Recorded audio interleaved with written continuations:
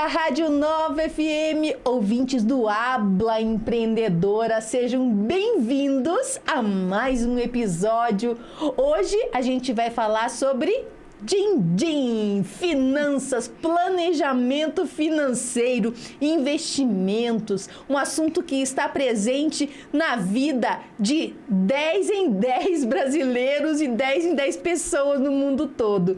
E para essa conversa eu trouxe uma especialista em planejamento financeiro, especialista também em investimentos, seguros, previdência privada, é a Caroline Machiavelli. Carol, seja muito bem-vinda ao Habla Empreendedora. E esse papo eu tenho certeza que vai fluir muito, porque vai ajudar muitas pessoas que estão nos ouvindo. Seja bem-vinda. Obrigada, Roberto. Sou eu quem agradece o convite, que é sempre muito importante a gente conseguir falar sobre esse tema para o maior número de pessoas possível, porque, como você falou, se tem uma coisa que vai estar sempre presente na nossa vida, não importa onde a gente decida morar, que profissão a gente decida seguir, se a gente decidir casar, ter filho, enfim.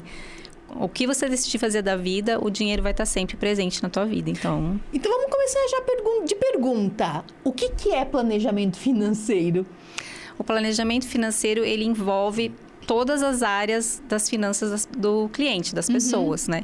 Então, ele nada mais é, assim, resumindo, do que você saber para onde você quer caminhar, ter um direcionamento e, com isso, você fazer as melhores decisões financeiras para atingir os objetivos. E você também direciona todo o seu relacionamento e suas atitudes com o dinheiro para aqueles objetivos. Então, o planejamento, ele te dá um norte do que fazer, porque nós somos perfeitamente capazes de gastar tudo que ganhamos e até mais do que ganhamos, né? Exatamente. Então, se você não fizer um planejamento, dificilmente você vai chegar nos seus objetivos, ou você vai demorar muito, vai se desmotivar, porque você não tem ali claro o que você quer fazer com o teu dinheiro. Então, o planejamento ajuda em todas as áreas da tua vida financeira. Eu até estava conversando com uma amiga minha, e falei que você viria aqui no programa, e ela mandou eu te fazer uma pergunta. Já vou aproveitar, antes que eu esqueça, já vou fazer agora. Ela fala assim, ó, ela vem de uma família um pouco desregulada financeiramente.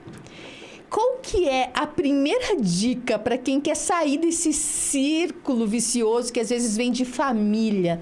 Sim, o planejamento financeiro também aborda essa parte comportamental, que hoje também chamam de neuroeconomia, né? Então, são as finanças comportamentais. Então, é um tema que eu também comecei a estudar sobre, porque faz parte do meu trabalho, e eu abordo também com os clientes. Então, sempre são perguntas que a gente faz. Como era a família que você nasceu, a relação com o dinheiro?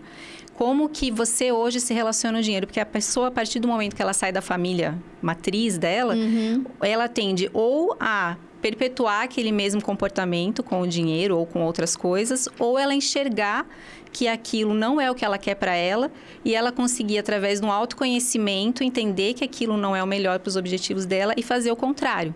Caso a relação com o dinheiro na família fosse conflituosa, né? Não fosse uma forma harmônica. Qual que é o mais corriqueiro? As pessoas que chegam para pedir sua consultoria, é perpetuar ou é mudar? A maioria é perpetuar, porque o ambiente, ele influi muito, né? No que a gente... E também tem muita questão de crença. Você cresceu ouvindo aquilo, né? Ou não ouvindo, que é um problema também a gente não falar sobre dinheiro, né? Na família. Não é um assunto que a gente põe na mesa ali na hora de uma refeição para conversar. As pessoas acabam achando que quem fala sobre dinheiro é chato, né? Só que até estudos indicam que os pais que têm maior educação financeira e que se preocupam mais com as finanças, criam filhos que vão ter mais sucesso financeiro e também em outras áreas da vida, porque eles aprendem a ser organizados em várias áreas, né? Então, contribui. Eu acho que até tem uma questão muito cultural, né? Do dinheiro. Dinheiro é sujo, dinheiro não é pra gente de bem, muito dinheiro, dinheiro corrompe. Não tem uma coisa meio cultural, Carol? Com certeza. As crenças que a gente tem sobre dinheiro influenciam muito o jeito que a gente lida com ele, né? E também aquela frase de dinheiro não traz felicidade, né? Isso e isso mesmo. Tem até estudos científicos que comprovaram totalmente o contrário, que ele traz sim felicidade. Então é uma coisa que a gente traz como crença, mas que não é a verdade, né? Porque pensa, a gente tem um estudo que chama pirâmide de Maslow, que é você colocar as necessidades humanas em ordem que elas precisam ser sanadas, né? Então, a primeira são as básicas, que é moradia, alimentação. Depois vem a segurança. Você tem essas sanadas, daí você vai para a segurança. Enfim, então o dinheiro, ele serve para você sanar todas essas necessidades básicas. E depois vem o prazer, as experiências que você pode adquirir com o dinheiro. Então, como que uma pessoa que não tem as necessidades básicas sanadas, ela vai conseguir ser feliz? Ela vai viver em constante estresse, em constante preocupação com contas, com alimentação. Então, dinheiro traz felicidade. É um conceito que a gente precisa mudar e fala mais em casa, sim. Eu vi uma pesquisa recente que é um dos principais motivos de separação. Sim, ele está como número 2 de divórcio, questões financeiras. Questões financeiras. Então, vamos falar... Agora, preciso que você fale quais os principais componentes de um bom planejamento financeiro. Ok. Então, o planejamento financeiro, como você estava falando de comportamento, eu sempre começo fazendo algumas perguntas para o cliente para entender o comportamento dele com o dinheiro. Então, o primeiro componente é o comportamental. Então, eu passo todo por um processo de autoconhecimento com o cliente, porque não adianta de nada eu falar para ele que ele precisa fazer isso, aquilo, se ele entende que gastar é melhor. Então, eu preciso trabalhar também esse lado comportamental do cliente. Então, esse é o primeiro componente. E depois, isso também faz com que o cliente engaje mais, porque você acaba criando um relacionamento com o cliente de confiança e ele engaja mais no planejamento com você. Então, a gente passa por essa parte comportamental, depois a gente faz... Eu sempre costumo fazer uma analogia que um planejamento financeiro é como uma viagem de carro. Você vai viajar de carro, qual é a primeira coisa que você faz quando você vai viajar de carro? Você sabe que você vai ter uma viagem longa, sei lá, férias de final de ano. Revisa, né, o carro. Primeira coisa é a revisão. Então, o primeiro componente é fazer essa revisão com o cliente. Então, eu passo por como está a vida financeira dele hoje. A gente faz uma fotografia da vida financeira do cliente. Então, como é o orçamento, como é a entrada, saída de dinheiro, como é o relacionamento dele com o dinheiro, qual a verdadeira noção que ele tem dos gastos que ele tem durante o mês, ele ou a família. Então, primeiro é feita essa revisão. Depois, ok, você decidiu, o teu carro está ok, você decidiu o teu destino, mas você tem que fazer um planejamento, decidir a rota, qual estrada eu vou pegar. Então, a segunda parte, o segundo componente é justamente traçar a rota. Então, como eu falei antes, se a gente não tem um objetivo com o nosso dinheiro, é muito difícil a gente se manter firme naquele propósito. Porque, por exemplo, a aposentadoria é um investimento de longuíssimo prazo, dependendo da idade que você esteja, né? Pessoas que estão lá com 25 anos, tem 40 anos pela frente para se aposentar. Então, para você se manter firme naquele propósito de guardar dinheiro todo mês para o seu eu do futuro, você tem que ter aquilo muito claro na tua cabeça. Então, você tem que ter uma ligação emocional com aquilo para você conseguir se manter firme no propósito de ter uma aposentadoria melhor. Então, a segunda parte é essa, a gente traça a rota, então a gente define todos os objetivos de vida e objetivos financeiros, podem ser os menos caros, digamos assim, como algum passeio que a família queira fazer, não uma super viagem, algum passeio, uma troca de carro, casa, enfim, tudo isso é colocado dentro do planejamento, os planos e sonhos do cliente, e a gente define quais investimentos são os mais adequados para cada um desses objetivos. Para cada objetivo e para cada perfil de cliente também. Isso, também tem o perfil. Isso é uma coisa que eu escuto às vezes, né? Principalmente daquelas pessoas que são bem descontroladas. Quero ver se você concorda comigo e você já ouviu isso. Tá. De pessoas dizendo assim, mas para quem ganha, sei lá, 5, 10 mil reais por mês é fácil. Quero ver se planejar financeiramente ganhando um salário mínimo. Você já ouviu isso? É uma crença, realmente é muito mais difícil. Quero que você conte um pouquinho para aquelas pessoas que têm uma menor remuneração, como é que elas conseguem se planejar? Ok. Claro que acaba sendo um pouco mais desafiador você fazer um planejamento tendo uma renda menor, porque quando você tem uma renda menor, a maior parte da tua renda acaba indo para as necessidades básicas, lá a base da pirâmide que a gente falou anteriormente. Então, a alimentação e moradia acaba consumindo praticamente toda a tua renda. Só que se você não fizer um mínimo de planejamento, você pensa, poxa, eu só vou poder fazer isso quando eu tiver mais dinheiro. Mas você nunca vai ter mais dinheiro se você não começar a fazer isso. E também existe, falando em crenças, uma crença que as pessoas pensam que você tem que ter muito dinheiro para começar a investir. E hoje o investimento é muito democratizado. Você consegue entrar em investimentos seguros, investimentos bons, com R$10. E você vai falar, o que eu vou fazer com R$10? Vou comprar um chiclete. Não, só que é aquilo que eu falei, enquanto você não começa, você nunca vai sair daquele ciclo ali de falar, eu tenho pouco, não vou começar. Até eu gostaria de dividir aqui uma história falando disso, que é a minha diarista. Ela trabalhava na casa dos meus pais, hoje ela trabalha comigo, então eu conheço ela há mais de 2 décadas. E ela sempre tinha esses pensamentos, né? O que adianta eu fazer isso e tal. E ela tá na minha casa ali 2 vezes por semana e eu fui aos poucos conversando com ela. E ela entendeu, então ela mudou também o comportamento dela com o consumo, porque às vezes fala, eu vou comprar essa coisinha aqui lá para minha casa, então às vezes é uma coisa de R$20 que passou 2 meses, está lá jogado, nunca mais usou, e esse R$20 podia ir para o investimento. Então eu fiquei ali uns 6 meses conversando com ela, até ela entender que ela poderia começar assim a investir. Claro, né, que eu ajudei ela na abertura de conta, em escolha da onde investir, obviamente. Mas veja que uma pessoa que tinha essa crença achando que, eu ganho pouco, não adianta, ou também, eu não tenho conhecimento, não tem como eu fazer nada, ela conseguiu, ela está há 3 anos investindo todos os meses e, inclusive, ela já dobrou o aporte dela. Então, lá, inicialmente, ela investiu um valor, hoje ela já investe o dobro do valor. Olha só que interessante, né? Eu acho que vai muito dessa mudança de mindset, de mentalidade mesmo. Justamente. É aquela coisa, como você falou, tem que ter um objetivo claro, porque senão vem aquela máxima, a gente só vive uma vez, vamos fazer o que tem que fazer hoje, quando, na verdade, é importante a gente ter esse olhar. Eu quero que você ajude quem está nos ouvindo a diferenciar o que é um planejamento financeiro do que é um orçamento familiar. Tem diferença ou é a mesma coisa? É que o planejamento financeiro engloba também o orçamento familiar. Tá. Né? Então, aquela primeira parte ali, que é a revisão do carro, engloba o orçamento familiar, que eu vou ver como que está o orçamento daquela família.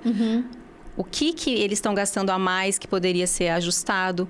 Então, a gente sempre propõe os ajustes necessários. A maioria dos orçamentos precisa de ajuste, porque é onde a gente acaba escorregando mais, são ali na parte dos gastos não essenciais.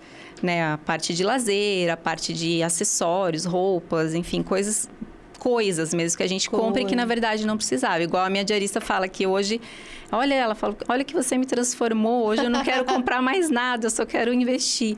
Então, você muda realmente, você entende que você não precisa mesmo daquilo, que você pode guardar o dinheiro. Então, o orçamento é uma das camadas que o planejamento financeiro atua. Evitar as compras por impulso, sim, né? Eu acho que isso... E falando nisso... Você poderia dizer, assim, os principais erros que quem está começando a investir comete? Tá. Para que as pessoas que estão nos ouvindo ou nos vendo não cometam mais esse erro. O primeiro deles é justamente esse de achar que tem que ter muito dinheiro para começar. Já é um erro. O segundo é você falar, mas não sobra dinheiro, não tem como eu investir. Porque é só você dar uma revisada no teu orçamento. Primeiro você tem que montar um orçamento, botar realmente no papel, colocar aquilo visível para você, que você vai entender aonde que está sendo mais gasto e onde que dá para ajustar.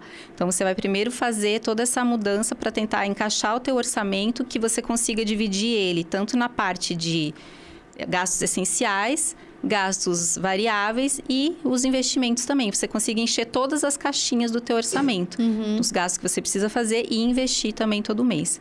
E um erro muito comum também é a pessoa investir pegando dica que ela viu na internet, porque, assim, cada pessoa tem um estilo de vida, uma renda, uma estrutura familiar, né? Então, você não sabe como que é exatamente daquela pessoa. Então, o planejamento financeiro serve também para isso, para você fazer o que é adequado para você, para o teu perfil, para os teus objetivos.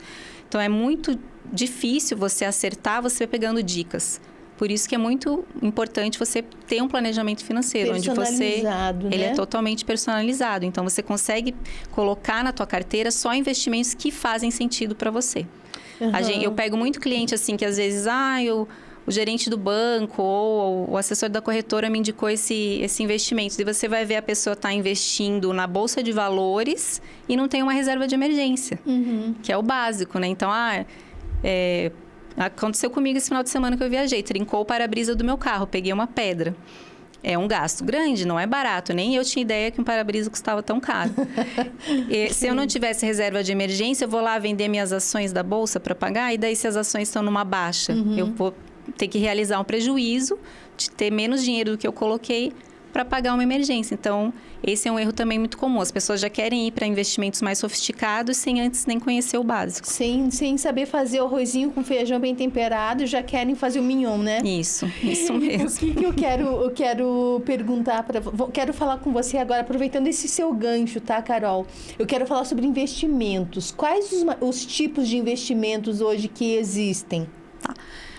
A gente divide os investimentos em duas grandes classes principais, que são os investimentos de renda fixa e os de renda variável.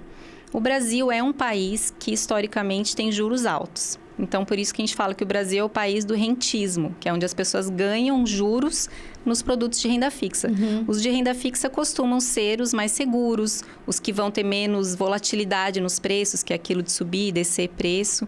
Então, são investimentos mais seguros. A reserva de emergência sempre vai ficar numa renda fixa, mas você pode, como o Brasil tem juros altos, fazer uma carteira de renda fixa. Se você for super conservador, você ficar só na renda fixa e ainda assim ter uma boa rentabilidade.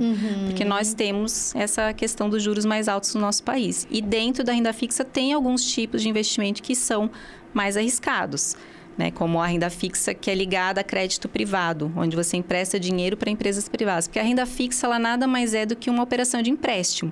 Você está emprestando seu dinheiro para alguém para receber de volta o valor que você emprestou, mais juros. E daí depende para quem você empresta. Se é para o governo federal, são os títulos do Tesouro Direto, que são os mais seguros.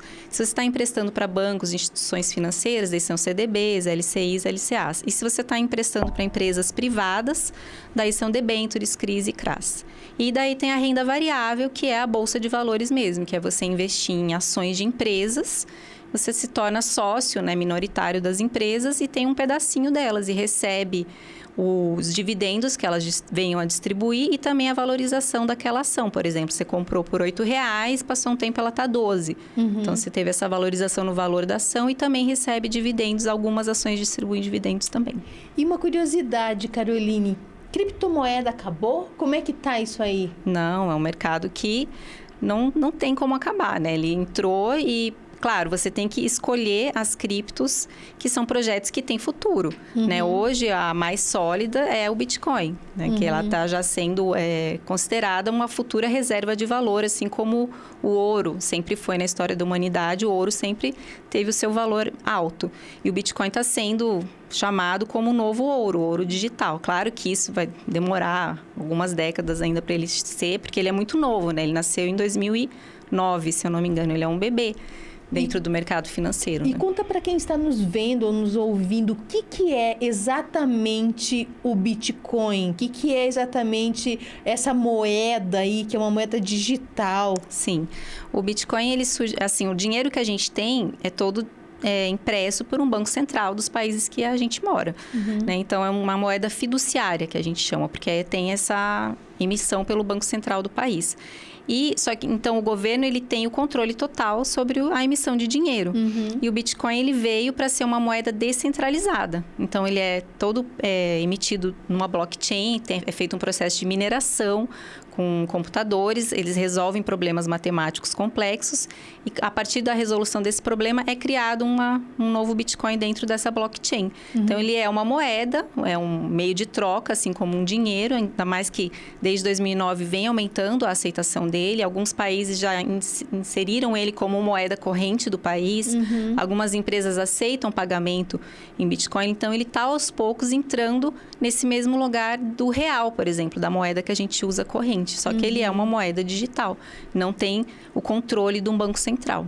É igual quando a gente começou a usar cartão lá atrás, que era só alguns lugares, estabelecimentos que aceitavam. O Bitcoin é mais ou menos isso também, né? Isso também. É somente alguns lugares que aceitam e a tendência, então, é que ele continue. Sim. Talvez surja até novas moedas por aí. Então, tem várias, né? Tem vários projetos. Até, acho que, se eu não me engano, estão em 17 mil criptomoedas e criptoativos. Sim. Só que nem todos os projetos se mostram com valor. Então, tem aqui, às vezes, aquele boom inicial, você ganha um monte de dinheiro e depois despenca o preço, né? Então, a mais estável é o Bitcoin, mas mesmo assim, Tem meses que ela já chegou a cair 20, 30, 50% no mês. Então, não é um ativo para você colocar um dinheiro que você precisa usar daqui a um período determinado de tempo, né? Então, é um dinheiro, um investimento que tem que ser uma parcela pequena da tua carteira e um dinheiro que você possa deixar lá no longo prazo, pelo menos 10 anos. Então, eu já quero aproveitar essa sua fala para perguntar. Quem tem pouco dinheiro, o que você recomenda?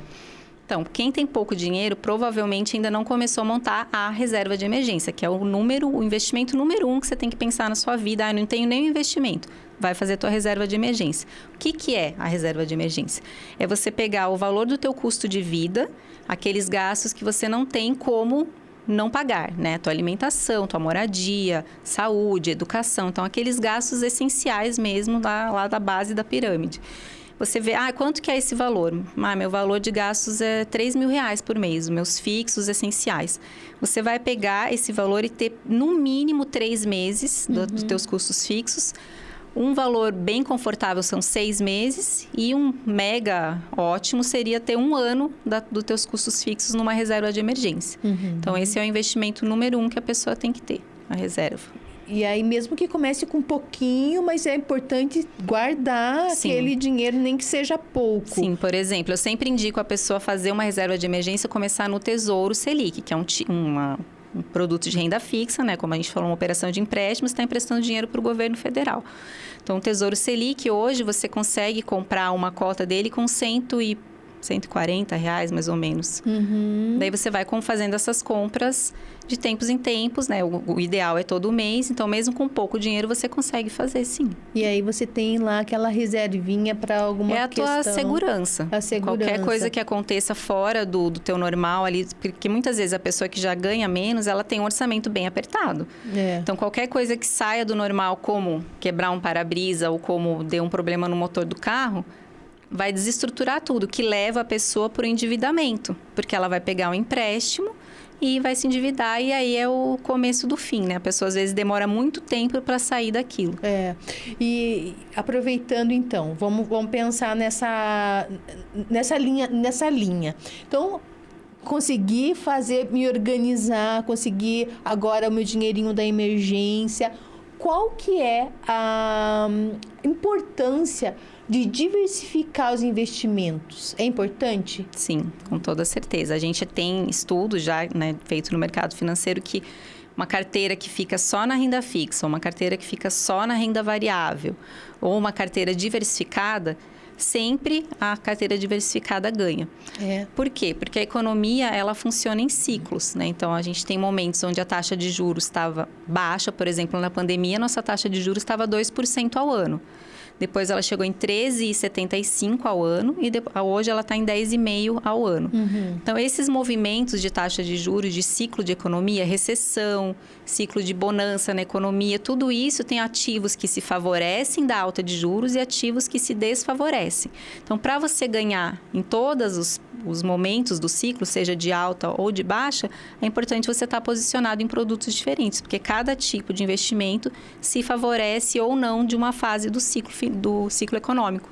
Por isso, essa importância de diversificar. E como que a gente consegue medir, mensurar, né? Qual o risco e o retorno desse investimento? Tá. Então, assim, como a gente falou antes, a renda fixa ela é mais direcionada para os conservadores. Então, quando você vai fazer um investimento, seja um banco ou seja uma corretora, ela tem que te dar ali na plataforma uma classificação de risco dos investimentos, um grau de risco. E também tem as notas, que são empresas que dão ratings, que a gente chama no mercado financeiro, que dão notas para os investimentos. Se aquele é mais arriscado ou menos arriscado. Então, tem a nota lá AAA, que é o AAA, que é o investimento mais seguro. Então, você vai investir num título daquela empresa, né? É uma empresa segura que tem pouco risco de não pagar aquela dívida para você. Aonde que encontra essas validações? Nas plataformas das corretoras, tá, né? E se a pessoa está investindo via banco, que às vezes não está acessando a plataforma da corretora do banco, está falando direto com um agente ali do banco, um gerente, alguém que está auxiliando ela tem que sempre se informar. Qual é o nível de risco desse investimento? Qual é a nota de classificação desse investimento? Então, a gente consegue ver isso. E sempre, quando uma pessoa começa a investir, é obrigatório ter uma exigência da CVM, que é a Comissão Comissão de Valores Imobiliários, que você preencha um suitability, que vai definir o teu perfil de investidor. Então, você vai responder algumas perguntas. Você já investiu em renda variável antes? Qual é o seu conhecimento sobre ações? Quais investimentos você já fez? A pessoa põe lá só poupança, então quer dizer que ela é conservadora. Então, você direciona ela para aqueles investimentos. Se ela tentar, dentro da corretora, fazer um investimento num ativo arriscado que está fora do perfil dela, ela não consegue fazer.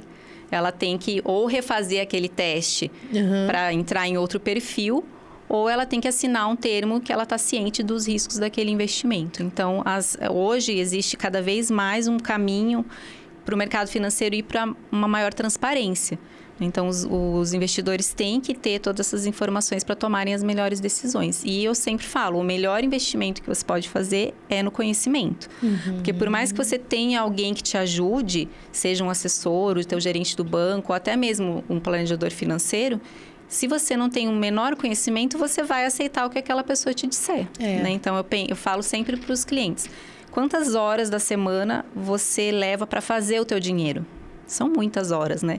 Então, você tem que se disciplinar a reservar ali pelo menos 1 hora da semana para aprender alguma coisa de como fazer esse dinheiro se manter e aumentar, né? Que é o maior intuito de você ter um planejamento financeiro é a proteção do teu patrimônio e aumento do teu patrimônio. Que como a gente falou antes da inflação. Sim. Né? Se você não proteger, a inflação toma o poder de compra do teu dinheiro. E até porque a moeda pode oscilar em algum momento, mais ou menos. Eu lembro na década de 80 que teve aquela... Hiperinflação. E aí ia no mercado de manhã, de tarde, de noite. Eu era criança na época. Eu também. Mas teve até a questão do leite racionado. Enfim, foi um Deus nos acuda, né? Sim, o dinheiro perde muito poder de compra, né? Então, em 94 entrou o Plano Real, que foi justamente para combater esse período de hiperinflação do Brasil, que é extremamente danoso para o teu poder de compra, para a economia de um país. Então, entrou o Plano Real e tem muitas fotos. Eu dou aula também de educação financeira em colégio e eu sempre coloco essa imagem para os alunos, né? Que é uma nota dos R$100 e ela é rasgada, assim, ela vai perdendo o poder de compra dela. Então, lá em 94, quando o Plano Real foi lançado, R$100 comprava X coisas, né? Enchia um carrinho. 30 anos depois, R$100 tem o poder de compra hoje de 13 e alguma coisa reais. É muita diferença. Então, isso é inflação. Se você não aprende a cuidar do teu dinheiro para que ele, pelo menos, corrija a inflação, você está perdendo dinheiro, na verdade. Então, o que as pessoas devem considerar antes de comprar ação, imóvel, fundos? Primeiro é ver a classificação que você comentou. Mais alguma questão que você acha importante? Sim, ela tem que ter um objetivo para aquele dinheiro. Então, assim, o imóvel, ela tem que ter a noção que é um dinheiro que vai ter pouca liquidez. É um investimento que é difícil de você vender. Eu vendi um apartamento que eu morava quando eu casei, demorei 2 anos para vender o apartamento. Então, é um investimento que ele pode ser muito bom, né, se você faz uma compra acertada, mas você tem que ter noção que é um dinheiro que você imobilizou. Ele tem pouca liquidez. Então, tudo depende do teu objetivo. Eu quero guardar dinheiro para fazer uma viagem daqui 2 anos. Você não vai pôr na Bolsa de Valores. Porque, como eu falei, dinheiro para a Bolsa de Valores é dinheiro para pelo menos 10 anos. Você tem que deixar lá para aproveitar a alta, só que a gente fala sempre que a bolsa sobe caindo, porque sobe um pouquinho, cai, sobe um pouquinho, cai. Então, ela, no longo prazo, se você fizer escolha de bons ativos, tende a dar um bom resultado. Mas, no curto prazo, você pode perder dinheiro. Então, por isso que o planejamento financeiro sempre foca nisso. Invista cada parte do teu dinheiro com um objetivo específico, porque cada investimento cabe para um tipo de objetivo diferente. Vamos falar agora de previdência, tá? Qual que é a diferença entre previdência privada e previdência pública? Então, a previdência pública é aquela que, desde que você seja... Na verdade, todo brasileiro que gere renda, por lei, é obrigado a recolher o INSS. Mas aqui no Brasil, a gente, às vezes, tem pessoas que são autônomas, né? Ou MEI também recolhe. Mas tem pessoas que acabam não recolhendo quando elas não são CLT. Mas quando você é CLT, você não tem como escapar.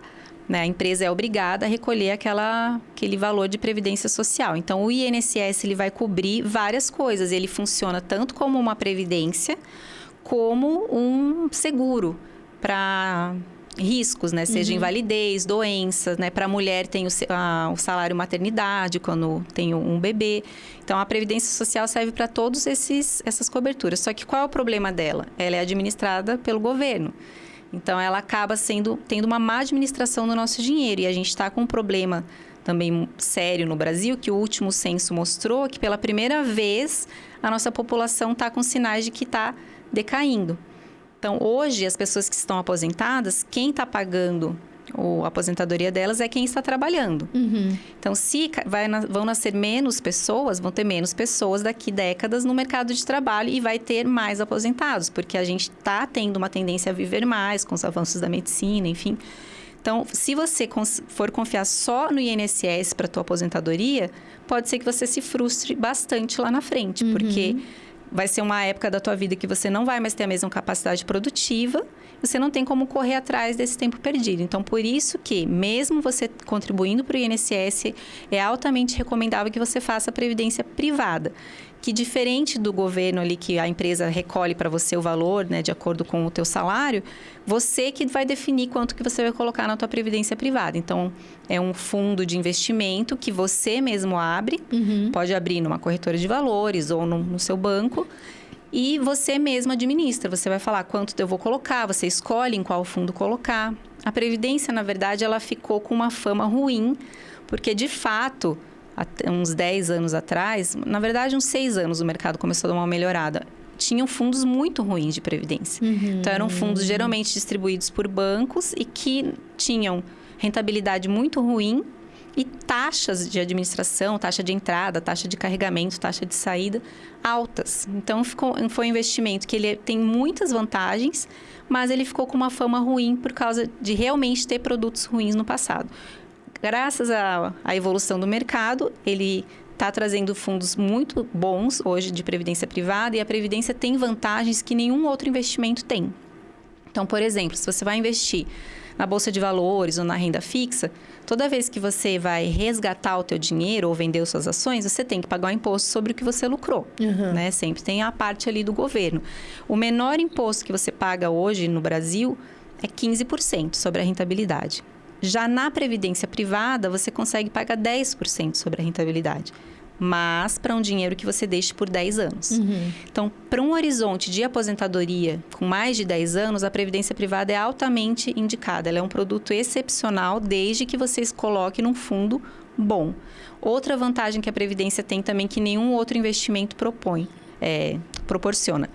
Você pode portar o teu fundo. Então, investi ali no fundo que o meu gerente indicou. Passou um ano, eu vi que a rentabilidade está ruim, não está acompanhando nem a inflação ou nem o CDI, que é a taxa básica de juros que a gente usa para comparar se um investimento está bom ou não, a gente compara com o CDI. Quero mudar. Você porta, igual você porta uma linha de telefone. Você não precisa resgatar o dinheiro, pagar imposto e colocar em outro. Você faz portabilidade. Olha, que interessante. É uma vantagem enorme. Também a previdência tem um caráter sucessório. Você pode indicar beneficiários na tua previdência. Teu beneficiário recebe o dinheiro sem passar por inventário. Então, é uma liquidez que você dá para tua família quando você não estiver mais aqui. E como escolher? Porque eu acho que tem um vasto leque de opções aí. Como escolher, Caroline? Uma previdência privada, você tem que sempre olhar o perfil do fundo. Então, tem fundos de previdência privada que investem só em renda fixa, tem fundos só de ações, renda variável, e tem fundos multimercado que mesclam várias classes de ativos diferentes, que é aquela carteira diversificada. Sim. E para você ver, avaliar qual vai combinar mais com o teu perfil, primeiro você tem que ver qual é o teu perfil de investidor. Definido isso, você vai olhar as taxas dos fundos, né? Qual está cobrando uma menor taxa de administração para gerir o teu dinheiro, e também depois você acompanha a rentabilidade. Então, tem vários sites na internet, eu uso bastante o site que é o Mais Retorno. Então, você coloca o CNPJ do fundo lá e consegue ver a rentabilidade histórica dele, como que foi o desempenho. Claro que o que aconteceu com ele até agora não quer dizer que vai continuar acontecendo, mas é um bom indicador para você se basear para fazer a escolha. Mais Retorno. Mais Retorno. É o site que você entra lá e pesquisa. Sim. E agora eu quero falar com você sobre seguro de vida. Né? Os seguros de vida, no geral, eles têm um valorzinho menor de pagamento mensal, não é? Depende bastante. Depende muito? Depende muito. Então, falando também dentro do planejamento financeiro, é também mais uma área que atua. Então, o que eu falo, planejador, se você contrata o planejador financeiro, ele acaba sendo a tua referência quando a questão é dinheiro. Qualquer demanda financeira que você tem, ele consegue te atender. Inclusive na parte do seguro, que entra tanto para te proteger em vida, quanto como um caráter sucessório. Porque quando você não está mais aqui, a tua família, para ter acesso aos bens que você deixou, ela tem que abrir um processo de inventário e pagar um imposto que se chama ITCMD. Só que muita gente é pega de surpresa por não ter esse conhecimento e às vezes não consegue acessar os bens que foram deixados porque não tem dinheiro para pagar o imposto. Então, o seguro de vida sana isso no sentido de que, assim como a previdência, ele é um dinheiro que você deixa para o teu beneficiário sem passar por inventário. Então, não tem toda aquela questão do inventário. Em 30 dias, desde que você apresente a documentação, o beneficiário recebe o dinheiro do seguro de vida. Só que o seguro de vida é isento de imposto de renda, isento de TCMD. Já a Previdência, já está havendo alguns estados que estão cobrando esses impostos. Então, o seguro de vida tem esse caráter sucessório. Ainda não, está livre ainda o seguro de impostos. vida ainda é o único que está isento do ITCMD. Então, é uma liquidez que você deixa para a tua família no momento que já é difícil de enfrentar. Se você enfrentar isso ainda sem dinheiro para acessar os bens, às vezes é uma família onde só o pai era o pilar financeiro e ele falece. A esposa, às vezes, está em casa, não está mais trabalhando. Como ela vai ter dinheiro para pagar as contas do próximo mês, se ela não tem nenhuma liquidez? E o seguro tem outra grande importância quando você está na fase de construção de patrimônio, que é quando você está ali montando a tua carteira de investimentos diversificada, que é proteger você, proteger a tua capacidade de gerar renda. Vamos supor que você tem um acidente grave, não consiga mais trabalhar da mesma maneira que você trabalha, fique com alguma sequela gravíssima. Ou você tem uma doença grave, precisa ficar 1 ano afastado para fazer um tratamento. Se você tem a cobertura de um seguro, você recebe aquele capital segurado contratado e passa por esse momento, que também não é fácil, mas pelo menos com conforto financeiro. Então, ele é muito importante. E a questão do valor mensal, eu sempre recomendo que o valor do prêmio mensal que você paga por um seguro não ultrapasse 5% da tua renda. Então, você faz esse cálculo e o seguro ele se torna mais caro quanto mais velho você fica. Então, se você deixar, até o plano de saúde, plano funerário, plano de saúde, tudo assim. Segue a mesma linha, porque o risco maior de você falecer, ter uma doença mais velho, é maior. Então, para um jovem ali entre 20 e 35 anos, o seguro é extremamente barato. Você consegue ter coberturas muito interessantes, pagando R$100, 120, 150 reais por mês. E vale muito a pena. Tem muita gente que fala, eu sou jovem, para que eu vou me preocupar com seguro de vida? Jovens são os mais propensos a se acidentar. Então, o seguro, ele não é só para você deixar para alguém. Ele também tem esse caráter que é muito interessante. As pessoas têm que pensar nisso. Porque se é uma certeza que a gente tem que um dia não estaremos mais aqui. Como você quer deixar a tua família? E eu ia te perguntar, eu vou te perguntar sobre, pegando esse gancho seu, como que a gente determina qual é a melhor cobertura para a gente em termos de seguro de vida? A gente coloca quais os riscos maiores que a gente tem. Então, o básico é você ter uma cobertura de morte, caso você tenha patrimônio que alguém tenha que inventariar, ou herdeiros, filhos, que você quer garantir a educação do teu filho. Mesmo que eu não estiver mais aqui, eu vou deixar X reais para ele se formar. Então, você faz esse cálculo. E as coberturas essenciais, na minha opinião, que eu sempre indico para os clientes, é a de invalidez permanente. Então, uma cobertura de invalidez permanente tem por acidente e tem invalidez por doença. E a de doenças graves também, porque um diagnóstico de uma doença grave, até um cálculo que o Ministério da Saúde fez, você leva em torno de 18 a 24 meses para sair de um tratamento de uma doença grave. E muitas vezes você não consegue gerar renda nesse período. Então, a gente calcula qual seria o custo de vida mensal da pessoa por 2 anos e é o valor da cobertura. Mas quais coberturas ela deve ter, com certeza de doença e de invalidez tem que ter. E quando a gente fala em planejamento, você tem alguma dica de ferramenta que as pessoas podem usar para se planejar financeiramente? Sim. Hoje existem vários aplicativos que você consegue baixar na internet gratuitamente. Também a velha e boa planilha do Excel funciona, só você ser organizado. Ou né, dei o exemplo da minha diarista, ela fez um caderninho. Um dia eu falei para ela, senta e coloca lá todos os teus gastos, para a gente saber como é. Ela colocou num papel. Que a partir do momento que você visualiza, não importa, você tem que ser um jeito que funcione para você. Você não é ligado em tecnologia, não gosta, faz papelzinho. Sabe mexer o básico do Excel, faz o Excel. Tem aplicativo, porque sempre o planejamento vai começar pelo teu orçamento. E eu acho que uma questão que é bem importante é a organização mesmo, né, Carol? Porque não basta você ter ali o melhor aplicativo, a melhor ferramenta, até mesmo comprar uma cadernetinha para anotar, se você não se policia. Qual que é a importância da gente colocar no papel até o cafezinho que a gente toma? Justamente para você ter essa visão geral de como tá teus gastos. Porque a gente, claro, a vida não é ficar lá e você não pode tomar nem um café, não pode nem comer um bombom. Dificilmente são esses gastos que vão causar o rombo no teu orçamento, né?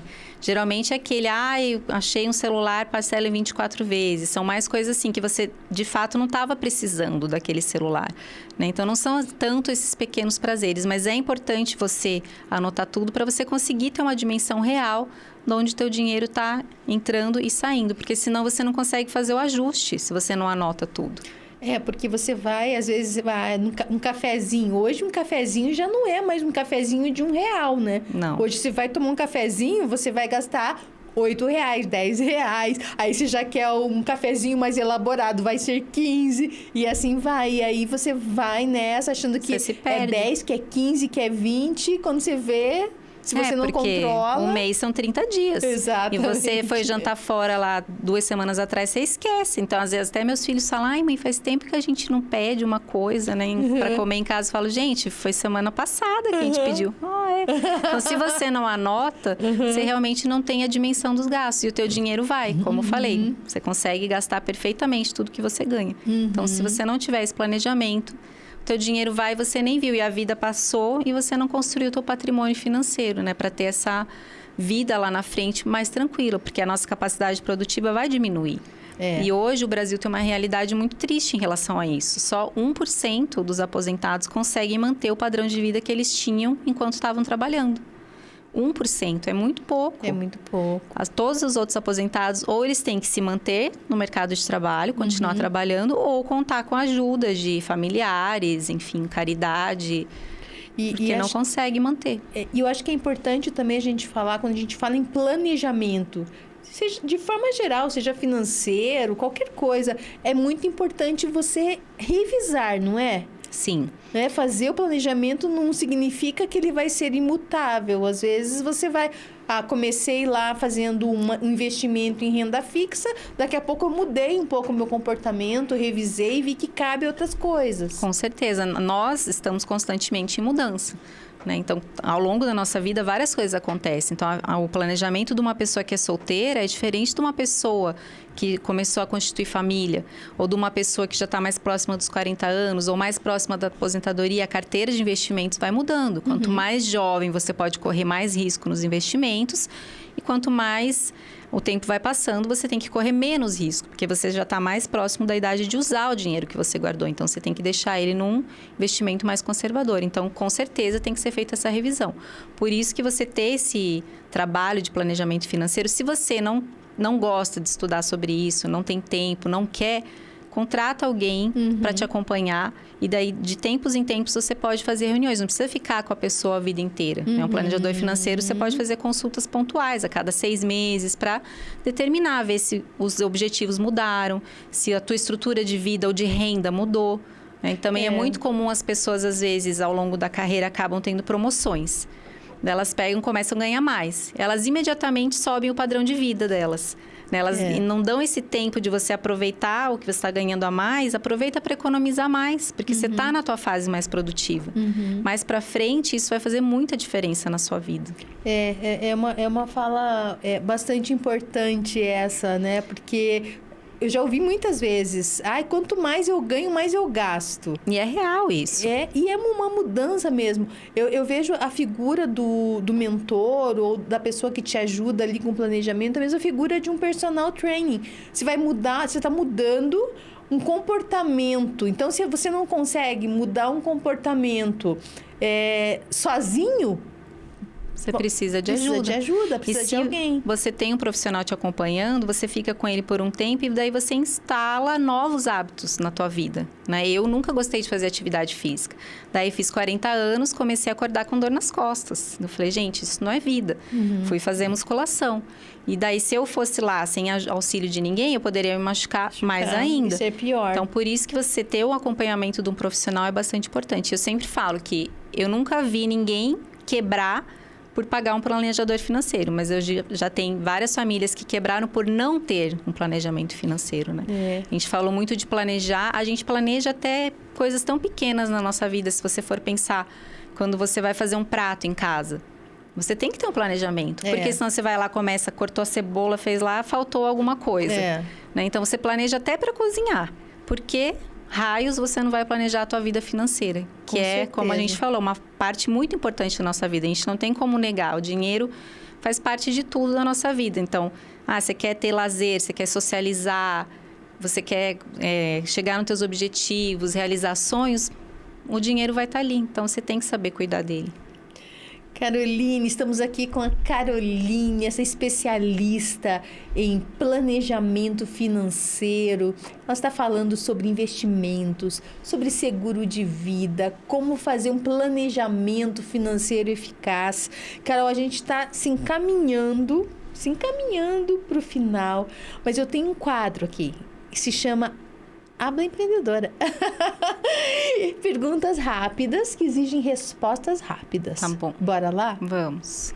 Ferramenta que você recomenda para planejamento financeiro? A gente já falou. Sim, no mínimo um caderninho, uma planilha para você anotar as tuas receitas e suas despesas. Qual é o maior erro financeiro que as pessoas cometem? É nunca tomar essa decisão de começar. Sempre postergar essa decisão por motivos diversos que a gente citou aqui. Não tenho dinheiro suficiente, não sobra, enfim. Qual a principal dica para quem está começando a investir em previdência? Dimensione bem o tamanho do teu aporte mensal e escolha o tipo de plano, né? Então, procure a ajuda de um profissional para fazer a previdência, porque faz muita diferença do tipo de plano que você escolhe. Então, é importante ter uma ajuda profissional. Poupança ainda vale a pena? Não, infelizmente não, porque como a gente estava falando sobre a inflação, a poupança, ela, na maior parte do tempo, ela perde para a inflação. Então, se você está deixando dinheiro lá, vai virar aqueles R$100 que eu sempre mostro para os alunos. É aquela nota que vai perdendo o poder de compra, né? A minha filha uma vez ganhou uma nota de R$200 da minha avó, que é a bisa dela, e ela ficou maravilhada, né? Porque, nossa, a nota de 200 ela deixava lá na carteira e não gastava nunca. Daí eu falei, filha, no mínimo, então, vamos colocar no banco. E não, mas daí vai sumir meu dinheiro. Vai sumir se você deixar na carteira. E a poupança é quase igual deixar na carteira. O maior benefício de um seguro de vida? É você ter paz, sabendo que em qualquer imprevisto você tem uma cobertura para te cobrir e você conseguir passar por aquele momento que já é difícil de uma maneira confortável do ponto de vista financeiro. Qual é a ferramenta financeira que você não vive sem, Carol? Eu, né, como eu já trabalho com isso, é o meu aplicativo de finanças que eu monitoro toda a minha vida financeira lá. Eu não vivo sem. Tem nome? Ele chama Meu Vista, só que ele é um tipo de aplicativo que ele a pessoa só tem acesso junto com um profissional de planejamento. Você não tem acesso sozinho. Então, ele é mais elaborado. Sim. Caroline, quero te agradecer demais pela sua presença aqui. Antes de finalizar, eu quero que você deixe a sua mensagem final para as pessoas que estão nos ouvindo naquela lente da verdade. E eu quero que você diga também como é que as pessoas podem saber mais sobre o seu trabalho. Tá bom. Bom, um conselho rápido aqui para vocês se tem uma coisa que você nunca vai se arrepender na sua vida, é de você começar a planejar as suas finanças, cuidar das suas finanças e adquirir conhecimento financeiro para você desenvolver a tua inteligência financeira e tomar as melhores decisões, porque o dinheiro é uma parte muito importante da nossa vida para ser negligenciado. E você pode me encontrar no meu Instagram, onde eu mais divulgo o meu trabalho, que é @carolmachiavelli. Gente, especialista Vamos falar com especialistas. Se você está começando a investir, especialista. E se você não tem nenhum tipo de facilidade com finanças, especialista. É importante a gente investir em quem vai nos ajudar. Não é assim, Carol? Com certeza. O retorno, com certeza, você cobre o valor que você paga com o planejador rapidamente, com todo o retorno que você tem, com o conhecimento que ele te passa. E por hoje, ficamos por aqui. Quero agradecer a todos pela audiência. E mais uma vez eu falo, quem é que duvida do poder de uma mulher com um microfone e um propósito, hein, gente? Até mais com o Habla Empreendedora.